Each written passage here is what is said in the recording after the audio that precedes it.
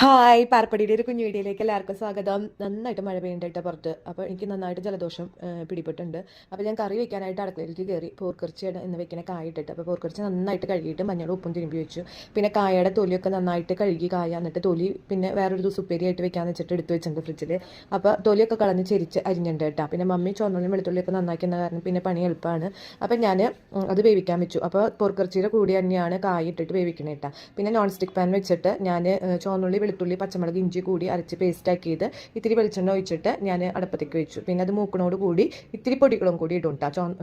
മല്ലിപ്പൊടി മുളക് പൊടി മഞ്ഞൾപ്പൊടി ഉപ്പ് അതൊക്കെ ഇട്ടിട്ട് അത് നന്നായിട്ട് മൂക്കുമ്പോൾ ഈ കുക്കറിൽ വേവിച്ച് 3 വിസിലാണ് അടിക്കുക. അത് ഒപ്പം വേവിക്കും കായും പോർക്കിറച്ചിയും കൂടിയിട്ട് അത് എന്നിട്ട് കാച്ചും കേട്ടോ.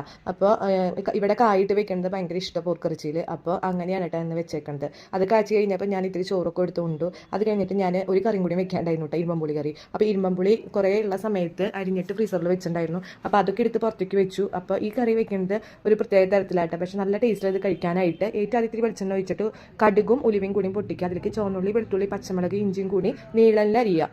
ആ അതിലേക്ക് മഞ്ഞപ്പൊടി മല്ലിപ്പൊടി തുണ്ട് മല്ലിപ്പൊടി മഞ്ഞപ്പൊടി മുളകും പൊടിയും കൂടി ഇട്ടിട്ട് അത് മൂക്കുമ്പോൾ ഇരുമ്പുളിയും കൂടി ഇട്ടിട്ട് വഴറ്റുക. അതിലേക്ക് രണ്ടാം പാല് ആദ്യം ഒഴിക്കുക. അത് തിളയ്ക്കുമ്പോൾ ഇരുമ്പുളി വേവനോട് കൂടിയിട്ട് ആദ്യം മാറ്റി വെച്ചിട്ടുള്ള പാലും കൂടി ഒഴിച്ച് പിന്നെ കടുകും ഉലുവയും കൂടിയും പൊട്ടിക്കാട്ട. അപ്പോൾ എൻ്റെ ആ പണിയും കൂടി കഴിഞ്ഞപ്പോൾ ഞാൻ ഹോളിലേക്ക് പോയപ്പോൾ പിള്ളേർ ഡയറി മിൽക്ക് കഴിക്കണ്ടായിരുന്നു. അപ്പോൾ അതിനൊരു കഷ്ണം കഴിച്ചതിന് ശേഷം പിന്നെ ചായക്ക് നിന്നുട്ടാ. അപ്പോൾ ഇന്ന് പണി കുറവെടുക്കുള്ളൂ എന്ന് വിചാരിക്കുന്ന ദിവസമായിരിക്കും ഏറ്റവും കൂടുതൽ പണി ഉണ്ടാവുക. അപ്പോൾ ചെറുപ്പത്തിലൊക്കെ മമ്മി അടുക്കളയിൽ ഓരോന്ന് ചെയ്യുമ്പോൾ ഞാൻ വിചാരിക്കാറുണ്ട്, ഞാൻ മമ്മിയുടെ അടുത്ത് ചോദിക്കാറുണ്ട് കേട്ടോ, മമ്മി തൊട്ട് എത്ര വലിയ ജോലിയെന്ന്. അപ്പോൾ ഇപ്പോഴത് ശരിക്കും മനസ്സിലാവണം. വേറെ ഒന്നല്ല, ചാറി എന്തെങ്കിലുമൊക്കെ ഉണ്ടാവും ചെയ്യാൻ. അങ്ങനെ ചായയൊക്കെ ഉണ്ടാക്കിയതിന് ശേഷം പിന്നെ റെഡിമെയ്ഡ് ആയിട്ടുള്ള പൂരി ഉണ്ടായിരുന്നു. ഞാൻ പൂരി ഉണ്ടാക്കിയതല്ല, അത് ഞാൻ വെറുതെ ഒന്ന് ചുട്ടെടുത്തു കേട്ടോ. അത് ചുട്ടെടുത്ത് പിന്നെ ഇറച്ചിക്കറി പോർക്കിറച്ചിയും ഒക്കെ കൂട്ടിയിട്ട് കഴിച്ചു. എല്ലാവരും കൂടി കഴിച്ചു. അത് കഴിഞ്ഞിട്ട് വേഗം പോയിട്ട് ആട്ടുകെട്ടിലുമ്പോൾ പോയി കിടന്നു കേട്ടോ, കുറച്ച് നേരം റെസ്റ്റ് ചെയ്യാന്ന് വെച്ചിട്ട്. അപ്പോൾ റെസ്റ്റ് ചെയ്യണ സമയത്ത് ഞാനിങ്ങനെ ഫോൺ നോക്കിക്കൊണ്ടേയിരിക്കുക.